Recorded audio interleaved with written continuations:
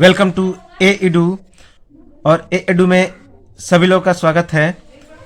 तो international current affairs को हम लोग कंटिन्यू करेंगे।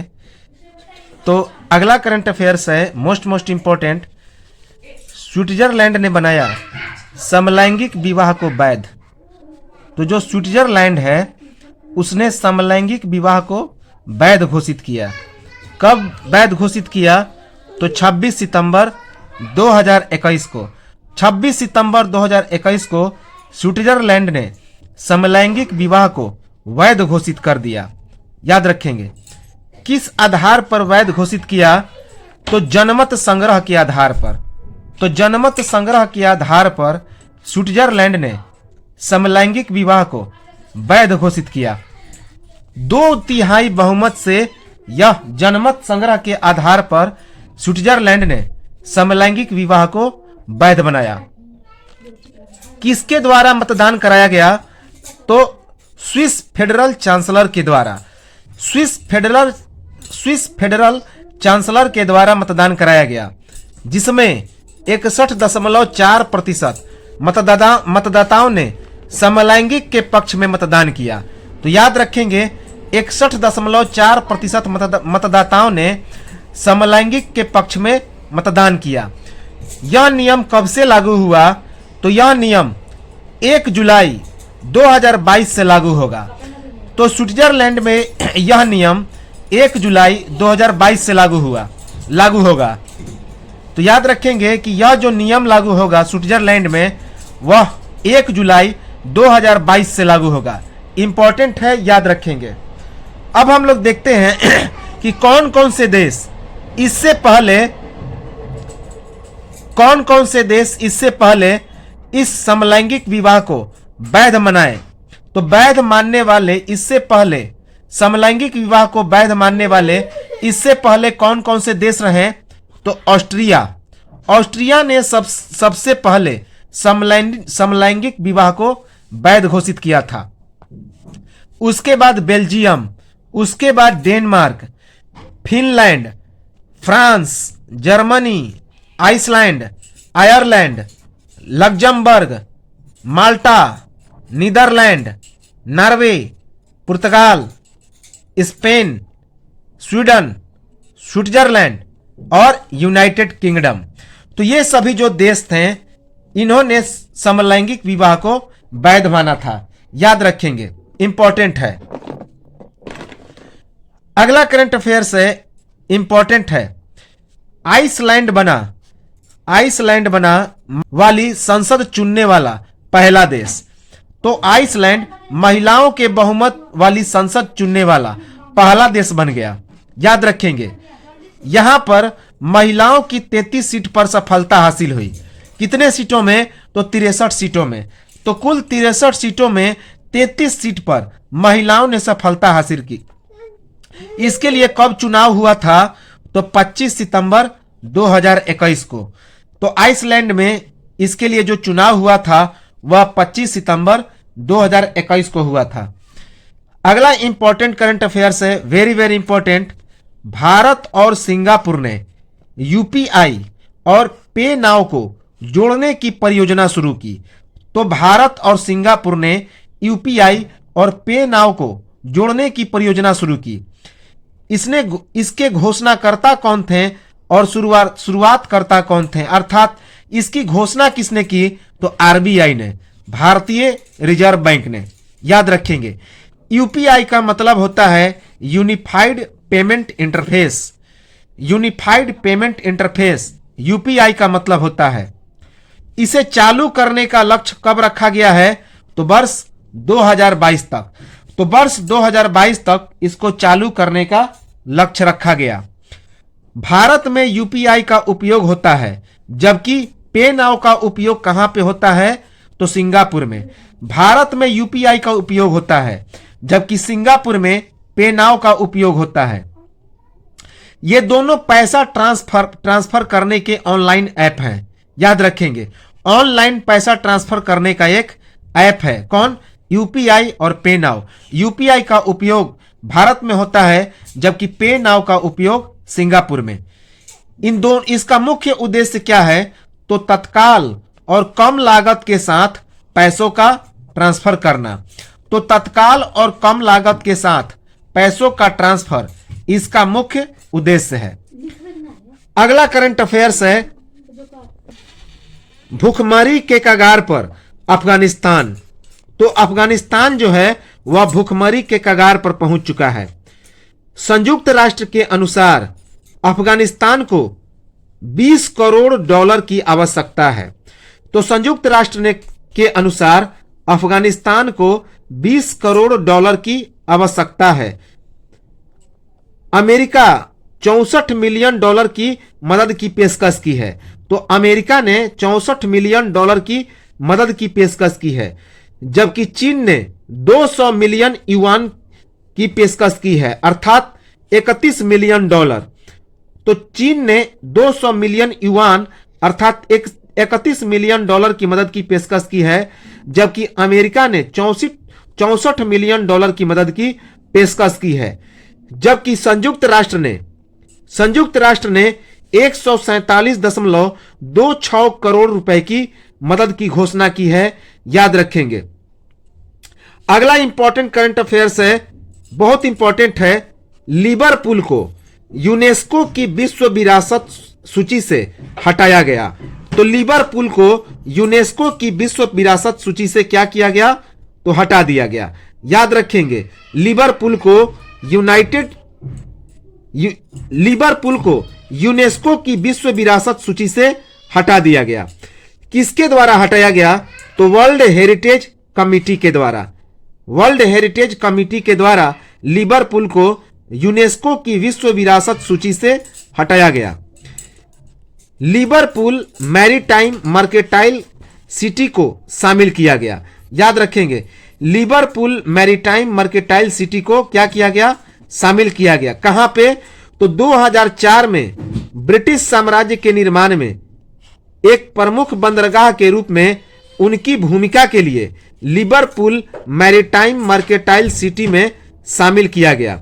याद रखेंगे, तो लिवरपूल मैरीटाइम मर्केंटाइल सिटी को शामिल किया गया कब?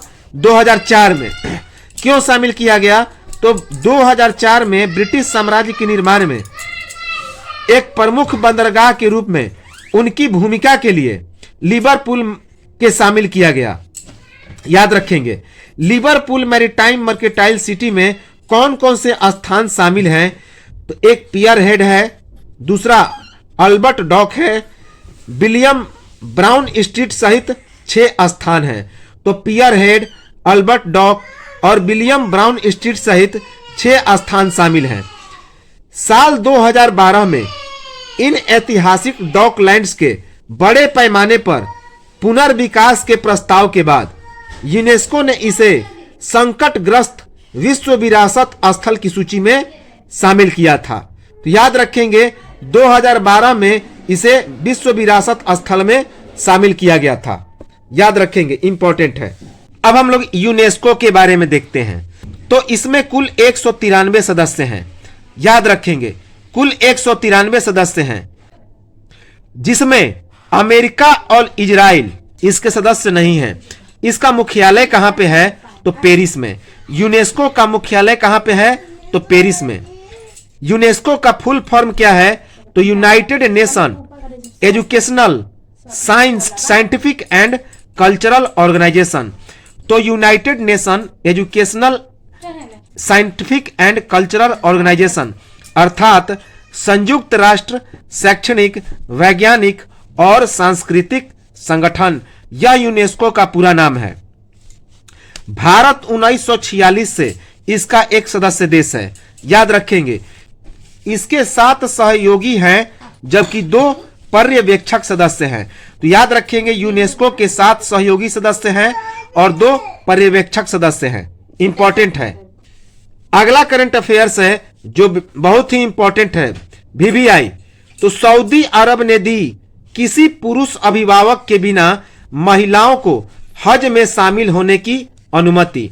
तो सऊदी अरब ने क्या किया कि महिलाओं को बिना पुरुष अभिभावक के हज में जाने के लिए अनुमति प्रदान किया। याद रखेंगे, किस देश ने? तो सऊदी अरब ने। इसमें पंजीकरण की अवधि कब से कब तक निर्धारित की गई थी? तो 18 जुलाई 2021 से लेकर 23 जुलाई 2021 तक। तो इसके लिए जो पंजीकरण किया गया, कब तक किया गया? तो 18 जुलाई 2021 से 23 जुलाई 2021 तक। कितने यात्रियों को अनुमति प्रदान की गई थी? तो कुल 60,000। याद रखेंगे, कुल 60,000। अगला इंपॉर्टेंट करंट अफेयर्स है कि भूटान में भी अब लॉन्च हुआ भारत का भीम यूपीआई ऐप। तो भारत का जो भीम यूपीआई ऐप है अब कहां पे भी लॉन्च हो गया? तो भूटान में। याद रखेंगे कि भारत का भीम यूपीआई ऐप जो कि एक ऑनलाइन पेमेंट का एक ऐप है, तो वह कहां पे लागू हुआ? तो भूटान में भी उसे लॉन्च किया गया। कब जारी किया गया? तो 12 जुलाई 2021 को। इसे 12 जुलाई 2021 को लॉन्च किया गया। इसके लॉन्च करता कौन थे, अर्थात किन्होंने इसे लॉन्च किया? तो भारतीय वित्त मंत्री निर्मला सीतारमण और भूटान के वित्त मंत्री हयोनियो नाममेव सेरिंग ने एक साथ मिलकर, तो भारत के वित्त मंत्री निर्मला सीतारमण और भूटान के वित्त मंत्री हयोनियो नमगे सेरिंग ने मिलकर इस भीम ऐप को लॉन्च किया। इसकी खासियत क्या रही? इंटरनेशनल पेमेंट्स लिमिटेड के अनुसार भूटान भारत के भीम यूपीआई के कोड को मान्यता देने वाला पहला देश है। याद रखेंगे। तो इसकी क्या खासियत है कि जो इंटरनेशनल पेमेंट्स लिमिटेड के अनुसार भूटान भारत के भीम यूपीआई के कोड को मान्यता देने वाला पहला देश है तथा व्यापारिक स्थलों पर भीम यूपीआई स्वीकृति प्राप्त करने वाला सिंगापुर के बाद यह दूसरा देश है। याद रखेंगे कि इंटरनेशनल पेमेंट्स लिमिटेड के अनुसार भूटान भारत के भीम यूपीआई के कोड को मान्यता देने वाला पहला देश है तथा व्यापारिक स्थलों पर भीम यूपीआई स्वीकृति प्राप्त करने वाला सिंगापुर के बाद दूसरा देश बना। याद रखेंगे, भीम यूपीआई का मतलब क्या होता है? भारत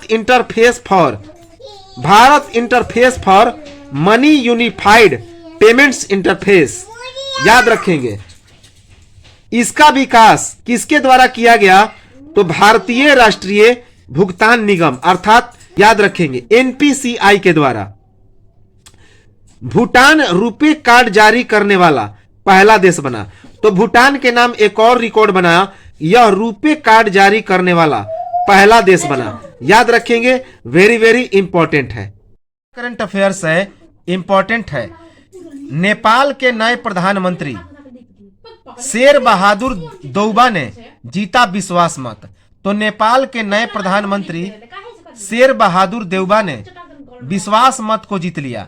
याद रखेंगे कि नेपाल के नए प्रधानमंत्री शेर बहादुर देउबा ने जीता विश्वास मत। विश्वास मत कब जीता?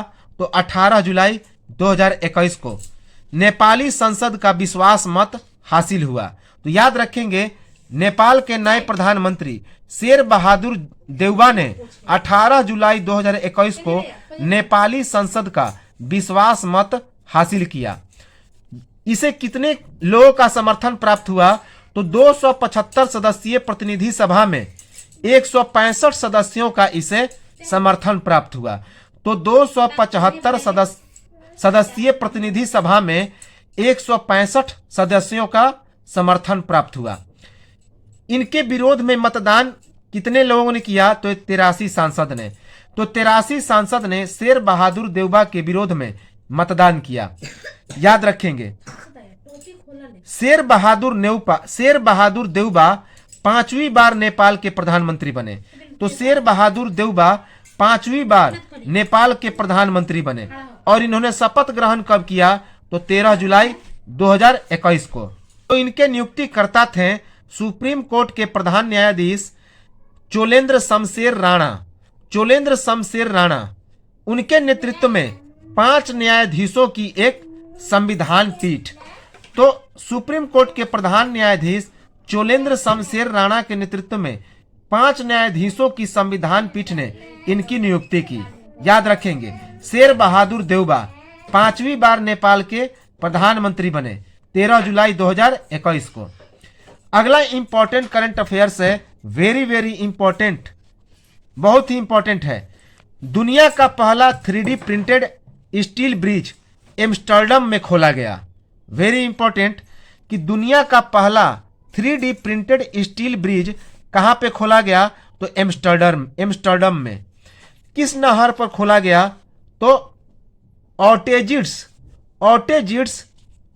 आचटर-बर्गवाल नहर पर। याद रखेंगे, ऑटेजिड्स आचटर-बर्गवाल नहर पर। इस इस्पात पैदल यात्री का निर्माण किसके द्वारा किया गया?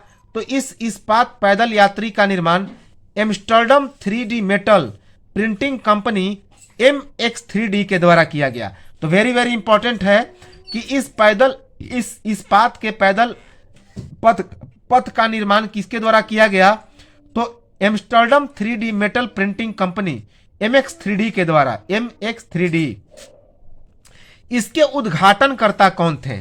तो नीदरलैंड की राजधानी एम्स्टर्डम में वहां की रानी मैक्सिमा के द्वारा। तो इसका उद्घाटन किन्होंने किया?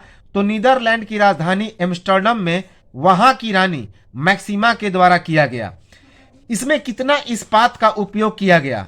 तो 4500 किलोग्राम।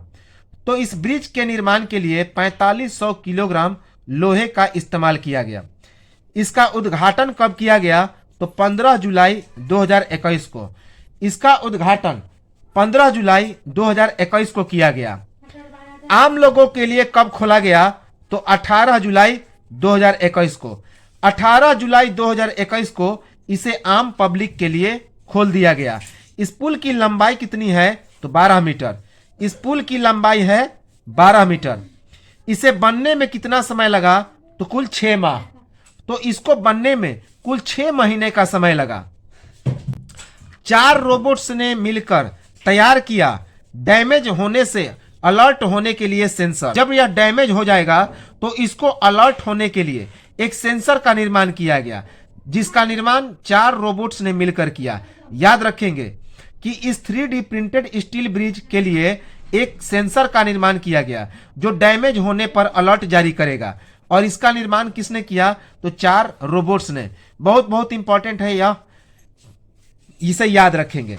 अगला करंट अफेयर्स है जो इंपॉर्टेंट है, काफी इंपॉर्टेंट है, कि सिंगापुर का सनशिप ग्रुप बनाएगा इंडोनेशिया में दुनिया का सबसे बड़ा तैरता हुआ सोलर फार्म। तो सिंगापुर का सनशिप ग्रुप इंडोनेशिया में दुनिया का सबसे बड़ा तैरता हुआ सोलर फार्म बनाएगा। याद रखेंगे। और इसे इंडोनेशिया के किस शहर में बनाया जाएगा? तो इंडोनेशिया के बाटम शहर में। कहां पे? बाटम में। इसमें कितनी खर्च की योजना है? तो $2 बिलियन। तो इसमें 2 बिलियन डॉलर के खर्च की योजना रखी गई है। याद रखेंगे।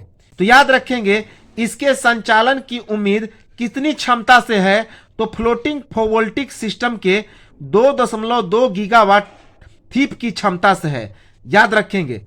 इसके लिए समझौता ज्ञापन पर हस्ताक्षर कब किया गया? तो इसके लिए समझौता ज्ञापन पर हस्ताक्षर किया गया 19 जुलाई 2021 को। याद रखेंगे। किसके बीच? तो सिंगापुर के सनशिप ग्रुप और बाटम इंडोनेशिया की free zone authority Batam Pengusahaan Batam, इन तीनों के बीच। याद रखेंगे। तो 19 जुलाई 2021 को सिंगापुर के सनशिप ग्रुप और बाटम इंडोनेशिया की फ्री जोन अथॉरिटी और बाटम पेंगुसाहन बॉटम, इन तीनों के बीच, इसके बीच समझौता ज्ञापन पर हस्ताक्षर हुआ था। याद रखेंगे, इंपॉर्टेंट है। किस जलाशय पर इसे बनाया जा रहा है? तो जिस जलाशय पर इसे बनाया जा रहा है उसका नाम है दरियांग कांग जलाशय। तो इसे दरियांग कांग जलाशय पर बनाया जा रहा है।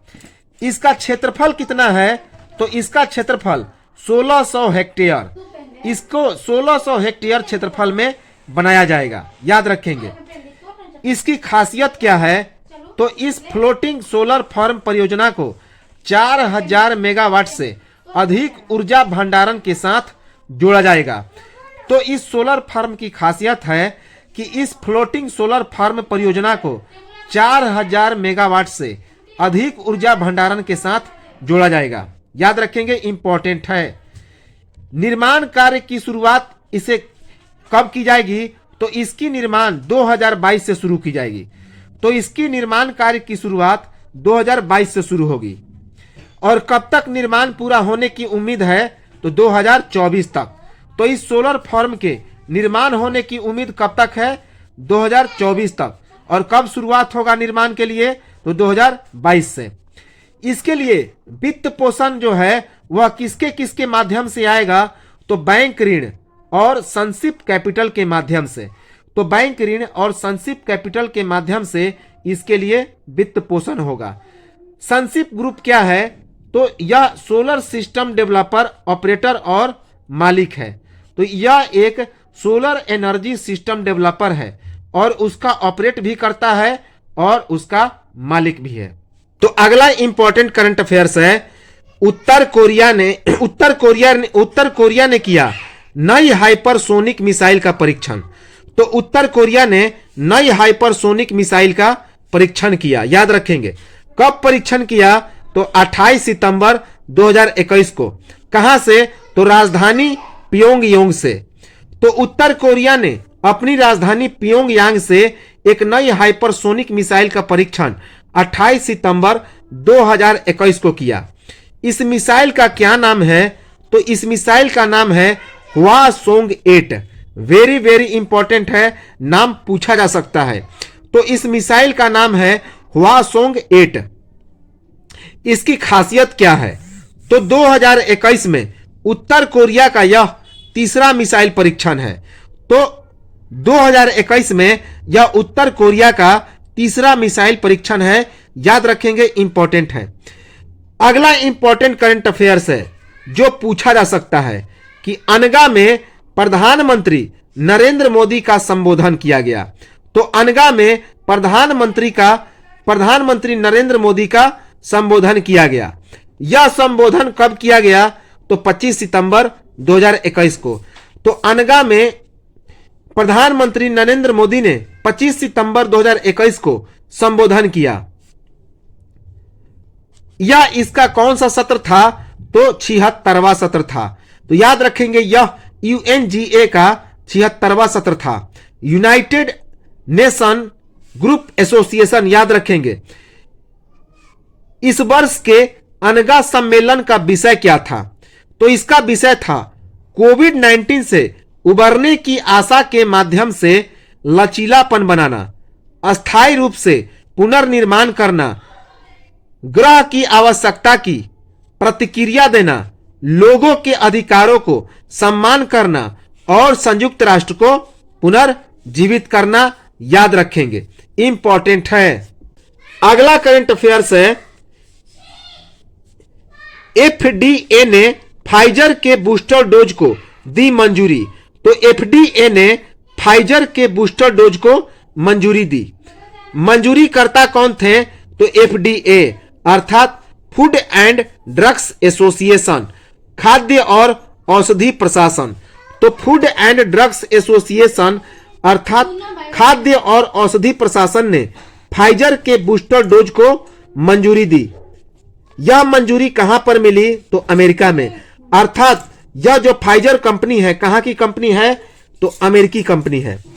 इसमें 65 वर्ष से ज्यादा तथा हाई रिस्क के लोगों के लिए यह मंजूरी मिली। तो यह जो मंजूरी मिली किसके लिए मिली? तो जो व्यक्ति 65 वर्ष से ज्यादा का उम्र का व्यक्ति था उसके लिए, और हाई रिस्क के लोगों के लिए यह मंजूरी मिली। अगला करंट अफेयर्स है रशियन चुनाव 2021। तो रूस में चुनाव हुआ 2021 के लिए। इसकी खासियत क्या रही? तो रूस के राष्ट्रपति व्लादिमीर पुतिन की सत्तारूढ़ यूनाइटेड रशियन पार्टी ने 3 दिवसीय चुनाव के बाद रूसी संसद ने अपना बहुमत बरकरार रखा है। तो याद रखेंगे, रूस के राष्ट्रपति व्लादिमीर पुतिन की सत्तारूढ़ यूनाइटेड रशियन पार्टी ने 3 दिवसीय चुनाव के बाद रूसी संसद में अपना बहुमत बरकरार रखा है। अर्थात यह जो व्लादिमीर पुतिन है यह राष्ट्रपति बने रहेंगे। अगला करंट अफेयर्स है सोमालिया के राष्ट्रपति ने अधिकारियों को नियंत्रित करने और बर्खास्त करने की प्रधानमंत्री की शक्ति को किया निलंबित। याद रखेंगे। तो सोमालिया के राष्ट्रपति ने अधिकारियों को नियुक्त करने और बर्खास्त करने की प्रधानमंत्री की शक्ति को निलंबित किया। तो किस प्रधानमंत्री की शक्ति को निलंबित किया?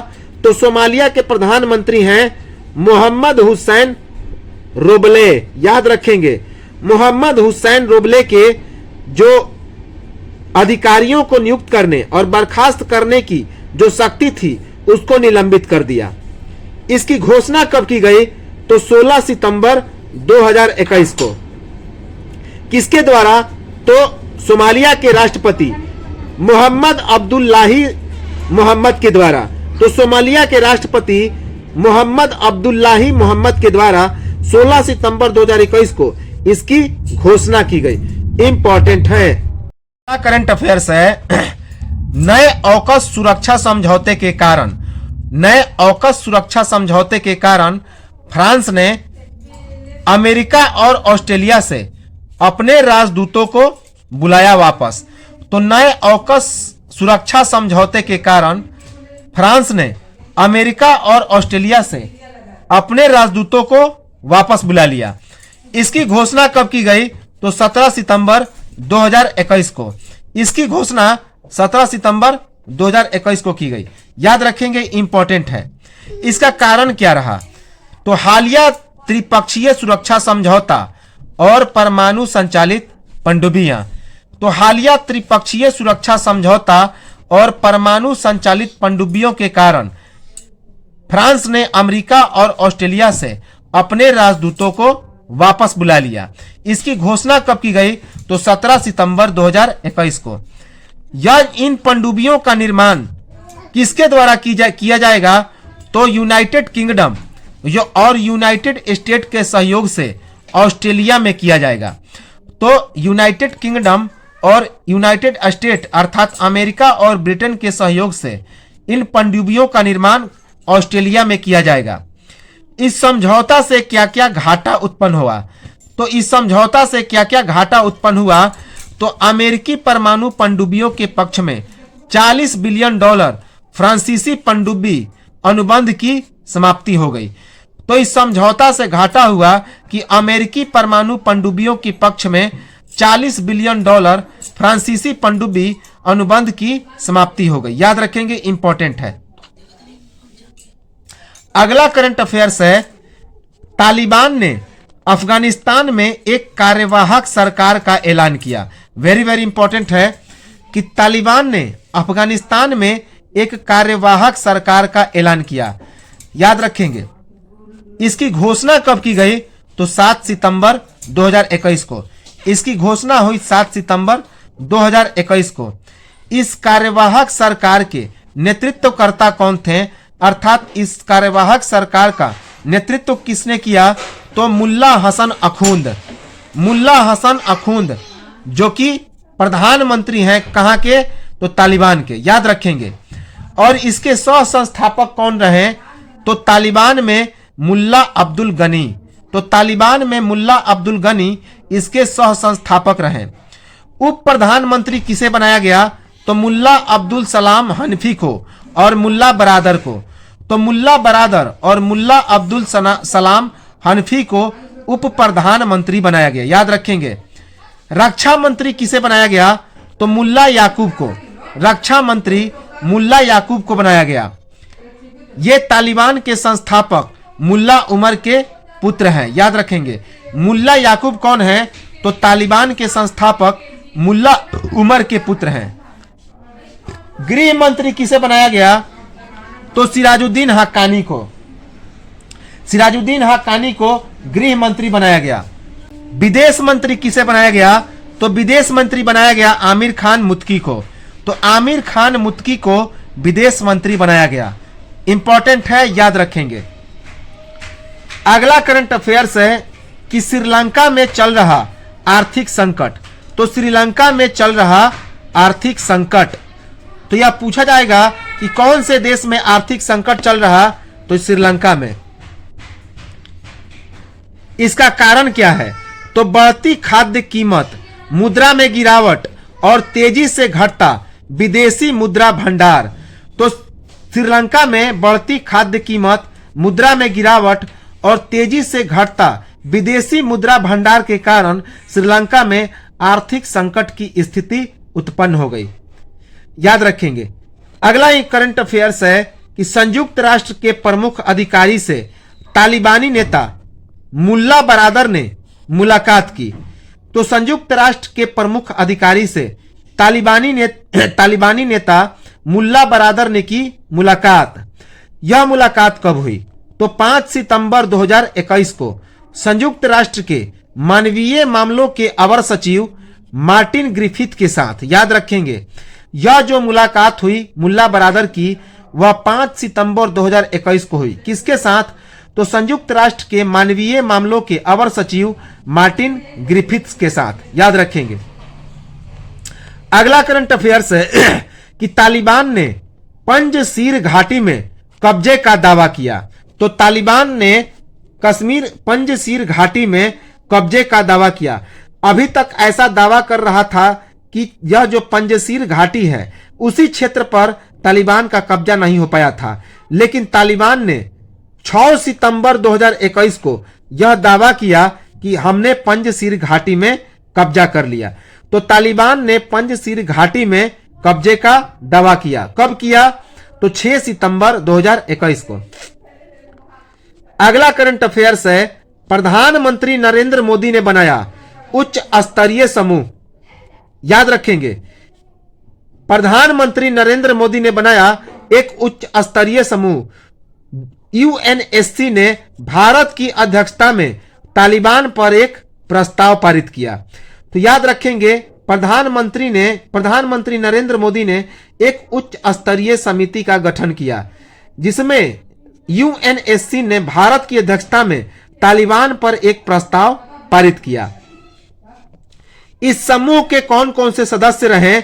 तो विदेश मंत्री एस जयशंकर, भारत के विदेश मंत्री एस जयशंकर और राष्ट्रीय सुरक्षा सलाहकार अजीत डोभाल। याद रखेंगे, इस समूह के सदस्य रहे भारतीय विदेश मंत्री एस जयशंकर और राष्ट्रीय सुरक्षा सलाहकार अजीत डोभाल। याद रखेंगे। इसकी घोषणा कब की गई? तो 30 अगस्त 2021 को। इसकी घोषणा 30 अगस्त 2021 को हुई। इस बैठक में 7 सूत्रीय सुरक्षा प्रस्ताव पर बहस किया गया। इंपॉर्टेंट है। अगला करंट अफेयर्स है, रूस ने दी वेस्ट नाइल वायरस के मामलों में वृद्धि की चेतावनी। तो रूस ने वेस्ट नाइल वायरस के मामलों में वृद्धि की चेतावनी दी। कौन सा वायरस? West Nile virus. चेतावनी कब दी? तो 30 अगस्त 2021 को। तो रूस ने 30 अगस्त 2021 को वेस्ट नाइल वायरस के मामलों में वृद्धि की चेतावनी दी। इसका कारण क्या था? तो हल्के तापमान और भारी वर्षा को फैलाने वाले मच्छरों के लिए अनुकूल परिस्थिति। तो इसका मुख्य कारण था हल्के तापमान और भारी वर्षा और इसे फैलाने वाले मच्छरों के लिए अनुकूल परिस्थिति। यह जो वायरस था, यह मूल वायरस कहां का था? तो अफ्रीका का। तो यह जो वेस्ट नाइल वायरस है, यह मूल वायरस कहां का है? तो अफ्रीका का यह मूल वायरस है। याद रखेंगे। WHO के अनुसार यह वायरस डेंगू, जीका और पीला बुखार के वायरस से संबंधित है। तो याद रखेंगे कि WHO ने क्या कहा है कि यह जो वायरस है वेस्ट नाइल वायरस, यह डेंगू, जीका और पीला बुखार के वायरस से संबंधित है। पहली बार यह वायरस कहां पे मिला था? तो 1937 ईस्वी में युगांडा के वेस्ट नाइल जिले में। इसी कारण इसे वेस्ट नाइल वायरस का नाम दिया गया। तो पहली बार यह वायरस कहां मिला? तो 1977 ईस्वी में युगांडा के वेस्ट नाइल जिले में।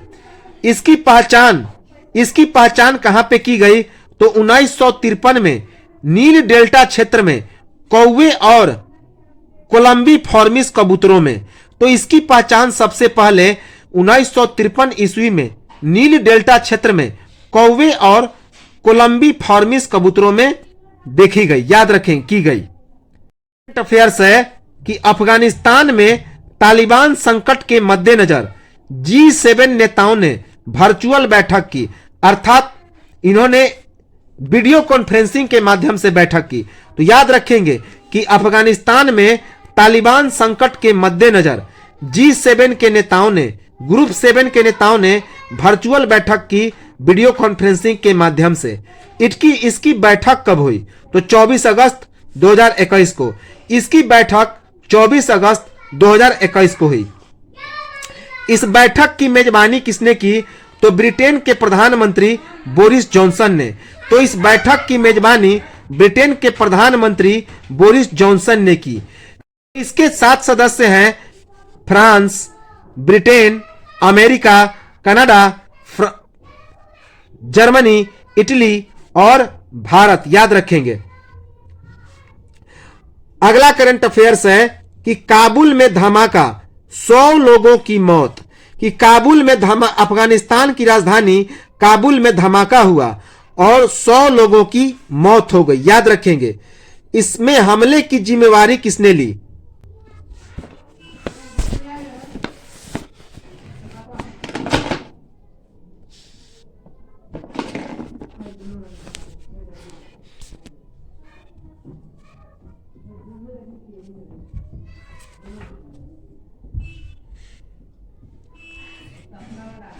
तो इसके लिए हमले की जिम्मेवारी किसने ली?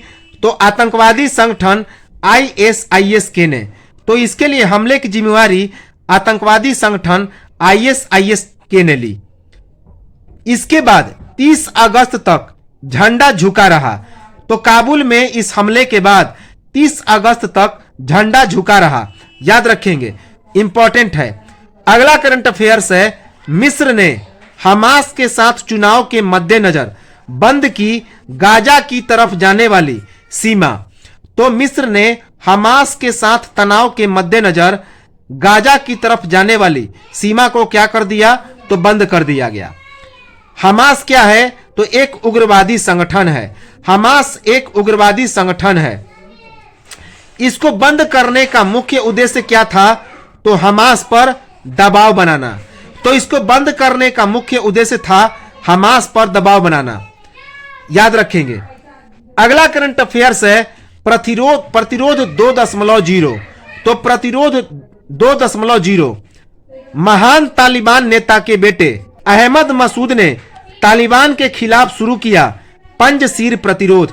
तो याद रखेंगे, महान तालिबान नेता के बेटे अहमद मसूद ने तालिबान के खिलाफ क्या शुरू किया? तो पंजशीर प्रतिरोध शुरू किया।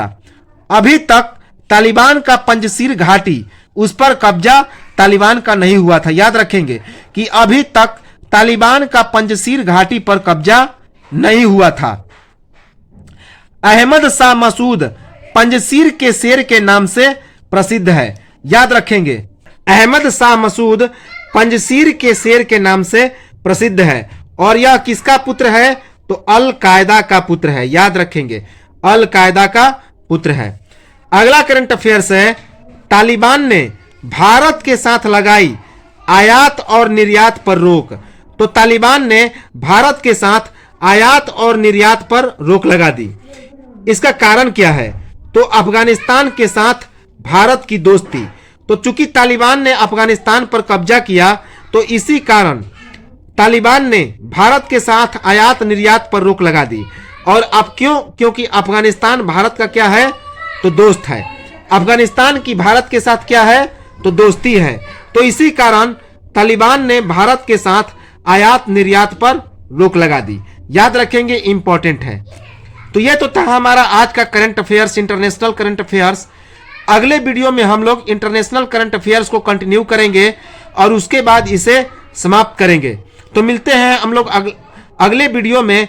और लाइक, सब्सक्राइब और कमेंट करते रहें ताकि आने वाले वीडियो की इंफॉर्मेशन आपको पहले मिले।